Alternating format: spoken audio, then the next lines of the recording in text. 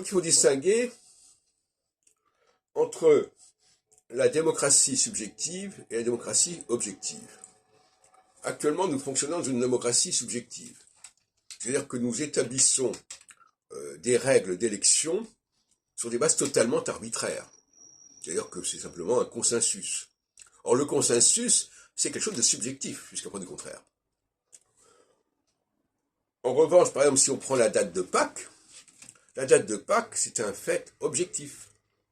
C'est fondé sur un moment qui revient annuellement, lié à l'équinoxe, lié aux saisons, etc., peu importe, lié au jour de la semaine. Et là, on est dans une démocratie objective.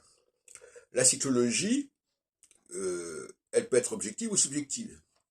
Elle est subjective quand elle est fondée sur des critères aussi arbitraires que la durée d'un mandat, ou que le début d'un mandat dans le domaine constitutionnel. Elle est objective quand elle est fondée sur des cyclologies cosmiques, par exemple, qui elles, ne sont pas de l'ordre de l'imaginaire.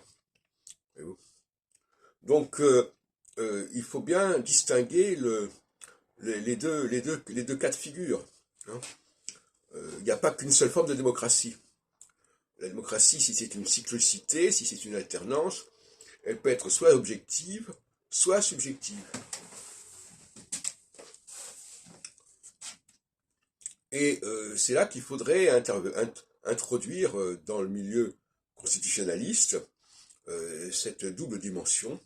Comme tout à l'heure, j'en parlais concernant l'immigration, il y a cette dualité qui doit obéir non pas à une subjectivité, c'est-à-dire la décision de telle et telle instance de faire ceci ou cela, mais à une objectivité qui nous renvoie à quelque chose de transcendantal quelque part.